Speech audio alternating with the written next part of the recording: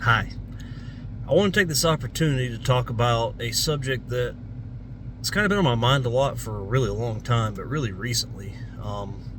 As you know, I've been talking a lot about the Indiana Fever and Caitlin Clark this season. So the subject I want to talk about right now is that of social media versus reality.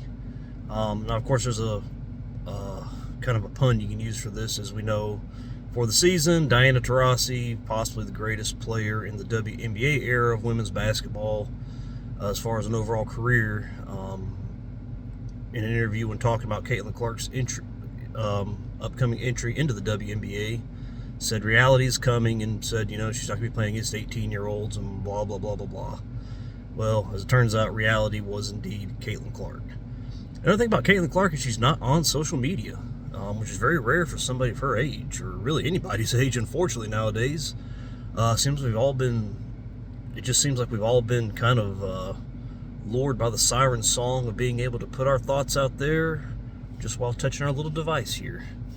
And it's really hurt to me. It's hurt things a lot, and those who can stay off of it seem to be doing better, including Caitlin. Like I said, she doesn't post much.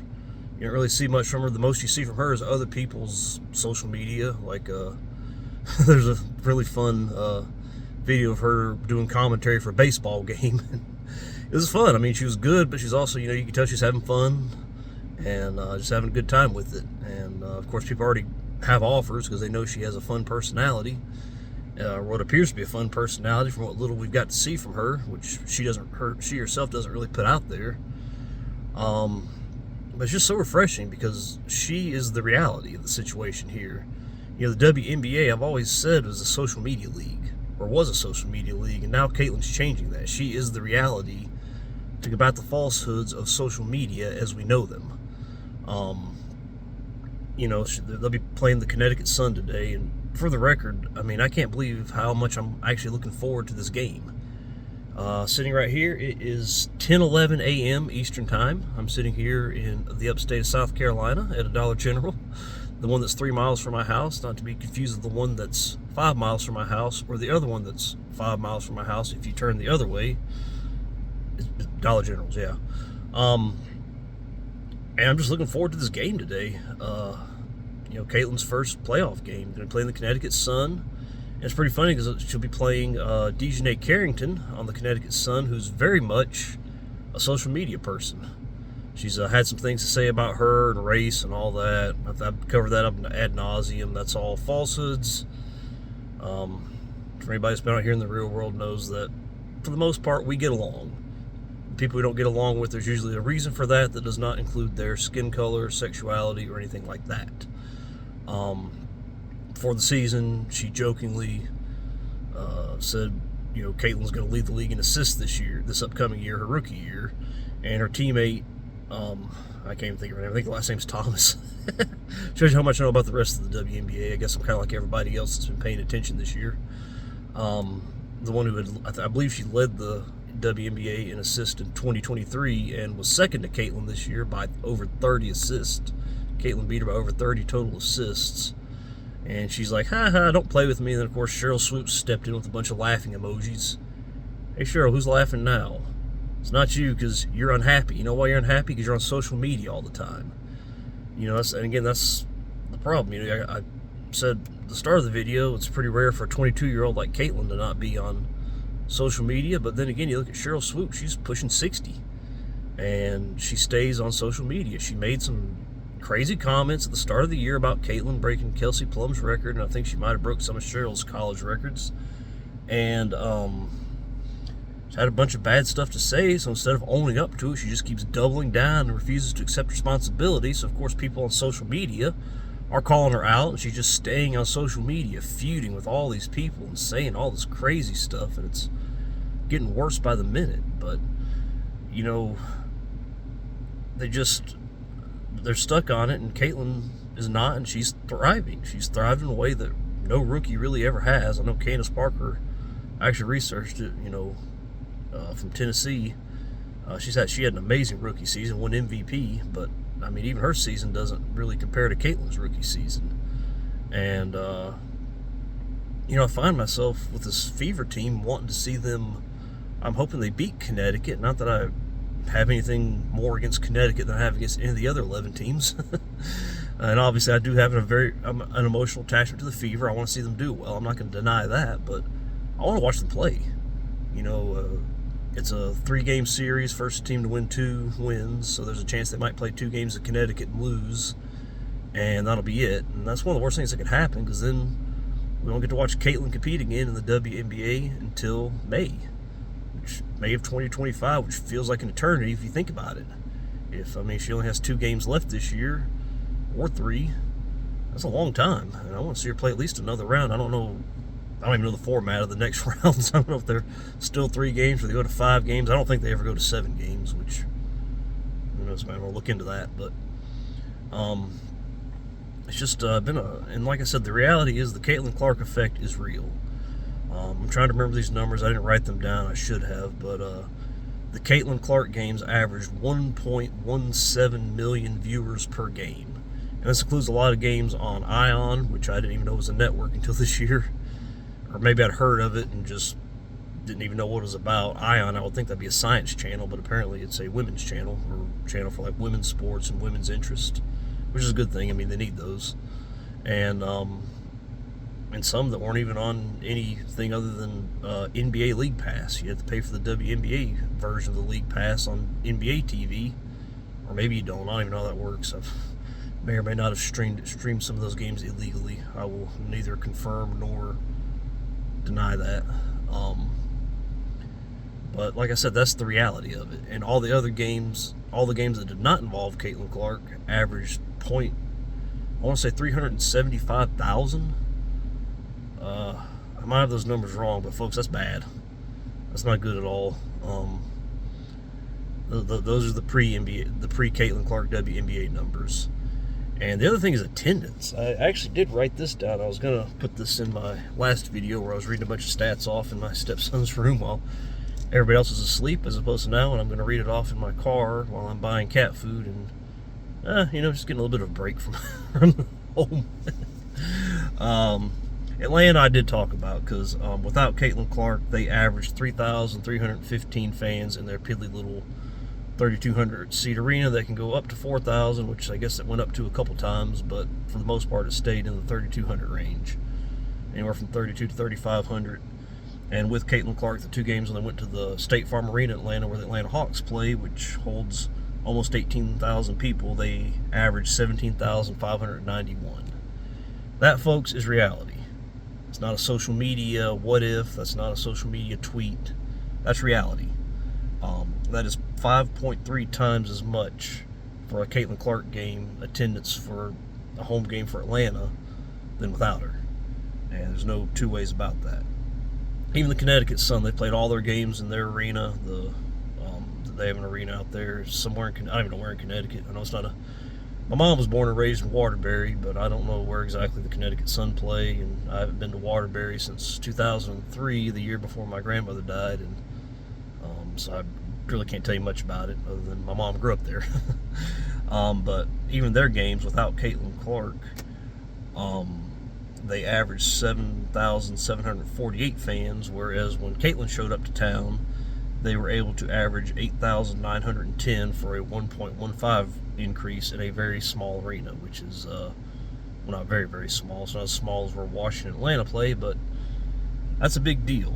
The New York Liberty, they're New York, big market. They have, some pretty big stars. Breanna Stewart, I think she won 4 championships in her 4 years with Connecticut, the University of Connecticut, that is, when she was in college. And I think she's won the MVP. I think she won last year's MVP, if I'm not mistaken.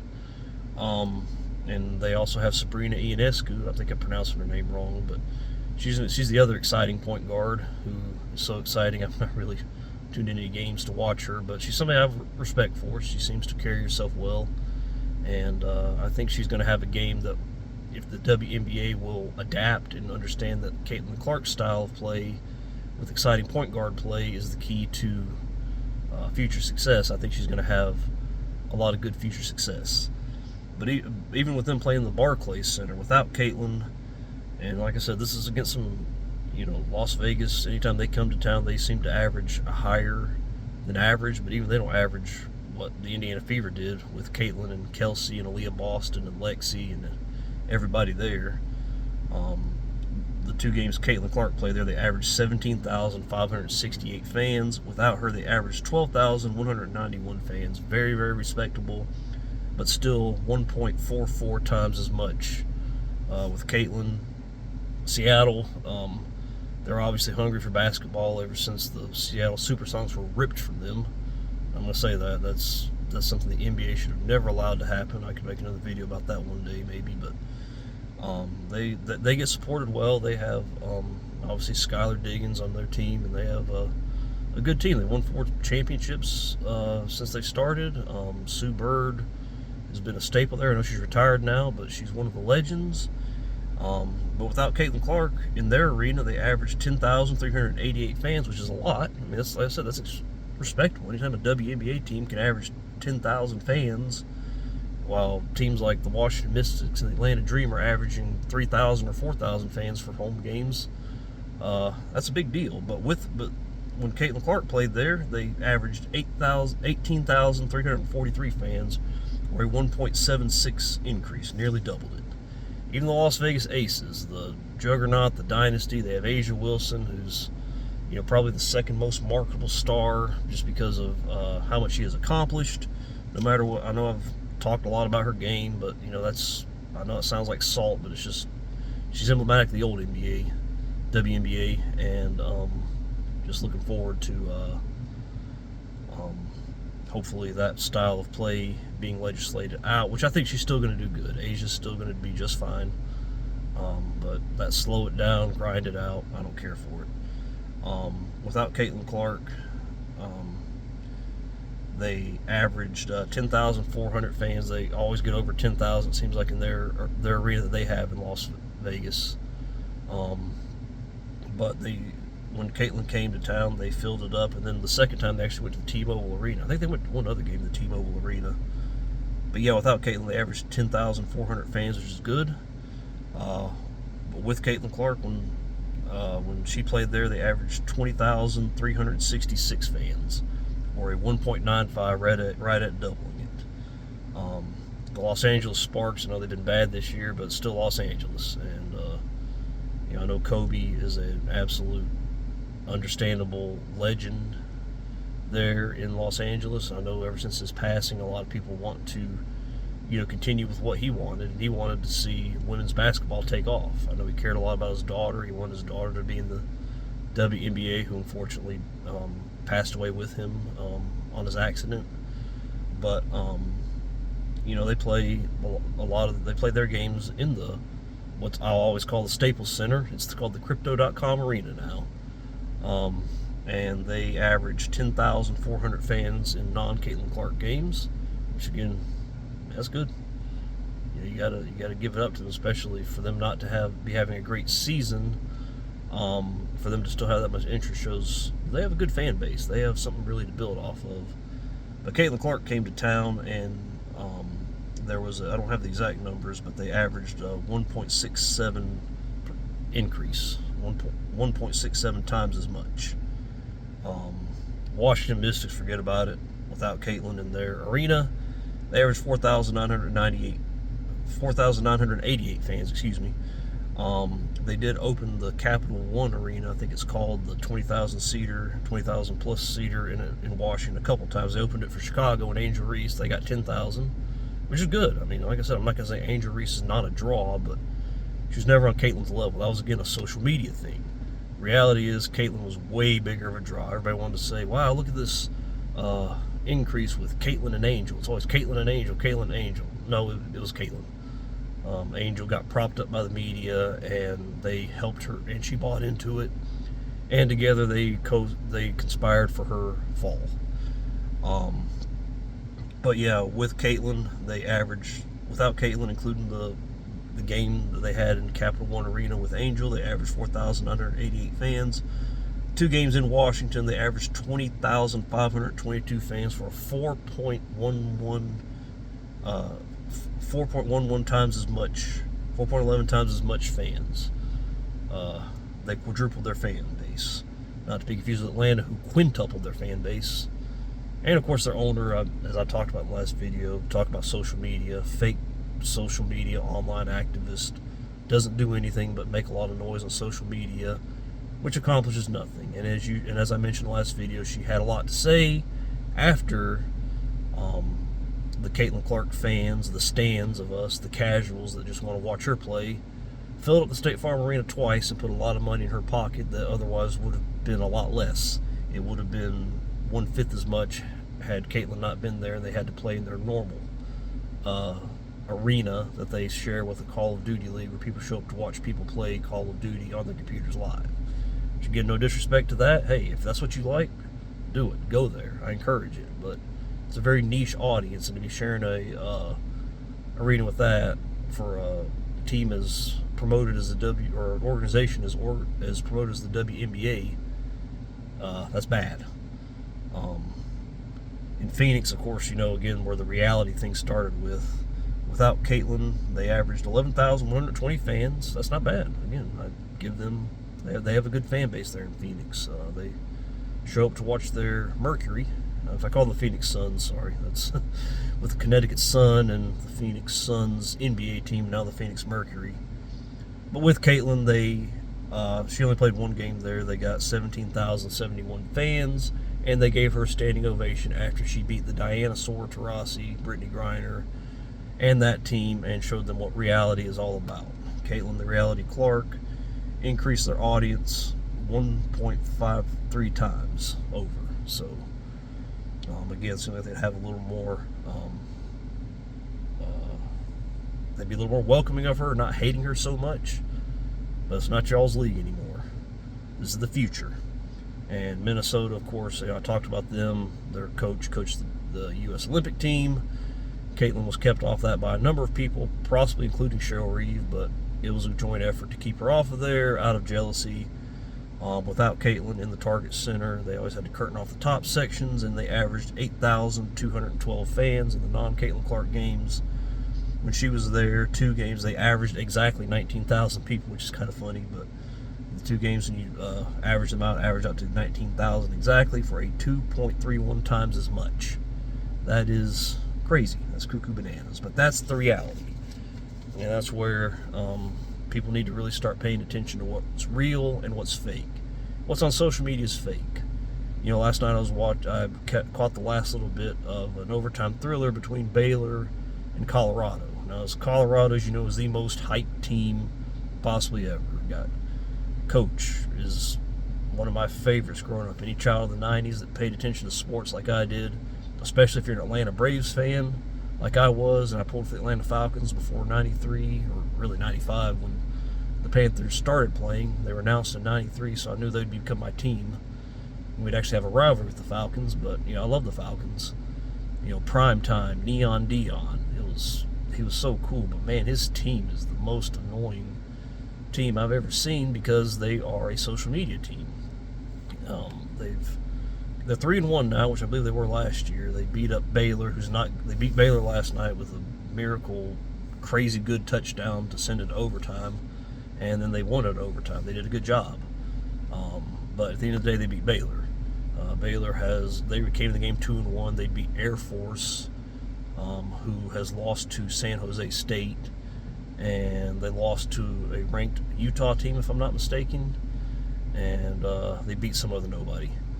Colorado, they beat Division II, or I guess the FBS, or whatever it's called nowadays, the North Dakota State, who was the juggernaut for that division. They've fallen off a little bit, and quite honestly, Colorado needed a little bit of a miracle to beat them there at the end. And then they beat a bad Colorado State team who's also not beating anybody.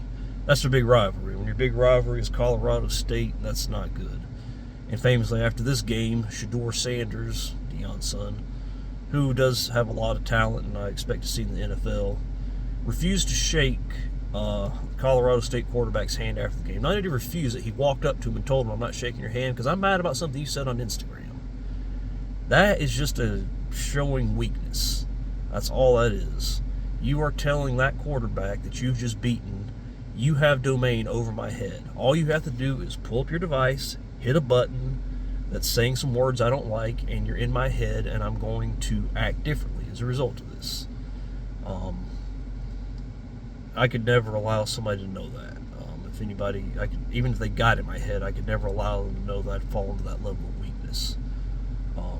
And obviously, Colorado does have a generational talent. Travis Hunter, he seems to be keeping a low profile on a personal level. I expect him to be a big player in the NFL in years to come, but yeah, it was just too much for Baylor, but it was a middling team. This is the hype team. This is the social media team. But reality is, I'm sitting there watching this game, which is a pretty thrilling game, and granted it was later at night, but and it's two teams I don't really care about, but I'm just like, okay, this is the team. This is the team we're supposed to be paying attention to. It's coached by somebody I loved as a kid. He played for the Atlanta Braves. You have to remember, as a child, me and Dad, we watched as many games as we could on TBS, the Superstation. If you got home in time, we would always sit there and watch them at the old Fulton County Stadium. Dion played for them for a while. He was on their 1992 team that went to the World Series. He played amazingly in that series. We lost. It was not because of him. He played amazing. So I'll always have a place in my heart for Neon Dion, but his behavior, now he's pushing 60, still trying to act like a 20-year-old. His team's behavior, the fact they're a social media team, it's just tough to watch. And again, you compare that, I'm sitting there watching this hype team, and I'm just like, okay, it is what it is. Whereas again, Caitlin Clark, who does not put herself on social media, I'm sitting here and I'm looking forward to them playing Connecticut. I'm sitting here in South Carolina, in the upstate, looking forward to Indiana Fever in Indianapolis, Indiana, playing the Connecticut Sun, who I don't even know what city in Connecticut they play in, with Dejanay Carrington, and who I could really care less about. I know she's made a lot of noise, and that noise has fallen on rolled eyes and deaf ears. It's like, really. The only interesting thing is the fact that her and Alyssa Smith, the starting power forward for Indiana, are dating and in a pretty close relationship, which I can't help but think of Pat Riley. Pat Riley, he did not want his players eating dinner the night before a game, even if they were close, with anybody on the opposing team. As you probably know, Charles Oakley was Michael Jordan's best friend he ever had that was a teammate in basketball. He got traded to the Knicks in '88. When Pat Riley got there, he told Charles Oakley, you can't have dinner with Michael. I don't want you being close with him. He needs to be your enemy. Pat Riley famously, in the 1988 finals, when the Detroit Pistons, the Bad Boys, made their first appearance, Isaiah and Magic Johnson were super close. And Pat Riley didn't like that. And after splitting the first two games in Los Angeles, they went to they're still in the Silverdome in Detroit, and he basically told Magic, you need to give Isaiah a very hard foul to send a message. And I think that kind of threw them off. They lost one of the games in the Silverdome, and that turned out to be the difference. They did win the other two games in the Silverdome. They went back and played two games in Los Angeles. Isaiah, I could talk about that, sprained his ankle, still did amazingly, but it wasn't quite enough. And you can't help but wonder, had Magic never done that and kind of gotten them off their game a little bit, could they have just won all three games in the Silverdome and won the championship there and been a three-time champion? Which would have, I think, had them not erased by history quite as much. But what would Pat Riley do if one of his teammates was dating another one of their teammates? And again, I have nothing against same-sex relationships. If you can find love in this world, more power to you. But there's got to be a dynamic there that you got to worry about a little bit. Dejanay's the star of this Connecticut Sun, and Alyssa's struggled to find her place on that team. Is something going to happen there? But something that came out about the Indiana Fever, because I know Cheryl Swoops has been talking to the point where they really had Indiana Fever finally had, who've been ignoring her beautifully. Finally, they had no choice but to come out and mention it, including Alyssa Smith, who said, we love Caitlin. And Erica Wheeler had the perfect comment. She said, there's a lot of people that have been trying to get inside this building, talking about the locker room and the team and their inner circle as a team. She said they're not letting it happen. That was cool. I like that. And that's just another reason to love the team of the Indiana Fever, of which Caitlin Clark is a part of. I love Caitlin, but I really, really fall in love with this Indiana Fever team. I want to see this group stay together for a while. I know there's going to be some changes. I don't think Melissa's going to be there next year. I think she feels like she's not really having her talent utilized properly in that system, and she might be right. I mean, I can't really deny it. There's games where she looks amazing, and there's games where she just, has issues, and they're better with the combination of Damaris Dantes and Tammy Figbenley. But yeah, just I'm excited. I'm excited. It's NFL Sunday, and I'm sitting here just thinking about this playoff game and this 3-game series. You talk about games meaning something. This first game is going to set the tone and really say a lot. I mean, they really need to. I feel like Indiana kind of needs to win this first game if they're going to have any chance to win the series or even take it back to Indiana for a third game. Could be wrong, though. You never know. This team has surprised me all year with their resilience. As I mentioned in the last video, very, very inconsistent.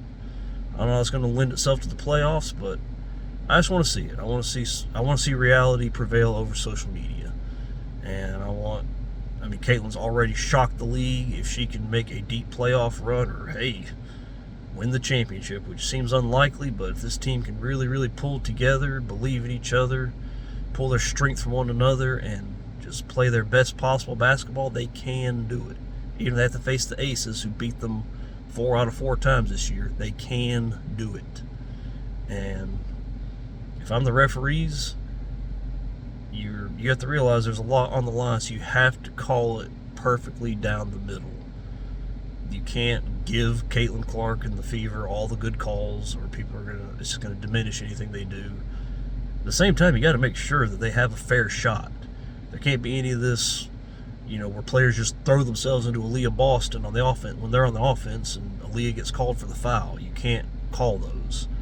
You've got to call a foul when people are hanging off of Caitlin Clark as she's trying to make a jump shot or drive the lane or something like that. There has to be stricter enforcement on the perimeter and loosening up a little bit in the paint. And just getting a little more of a freewheeling style, but it has to be down the middle. And it'll be interesting to see if it does that. But I'm looking forward to it. I'll definitely make a video about the game when it's over. Maybe not immediately. And I'll also talk about my Panthers today. They're going to Sin City today to play the Raiders, and they will most likely have a sinfully bad performance. So that'll probably be the title of the video, I'm imagining. And they haven't even lost the game yet. So, but again, thanks for watching. Thanks for paying attention. And man, this is fun. I enjoy making these videos. If nobody watched them, I'd still make them, but the fact that I'm getting pretty good viewers, I appreciate every single one of you. Like I said, if you want to subscribe, do it. I'm not going to bug you about notifications. I'm not going to, try to guilt you into watching anything. Watch what you want to watch, and this is fun. Thank you guys, and man, looking forward to today. It's pretty cool.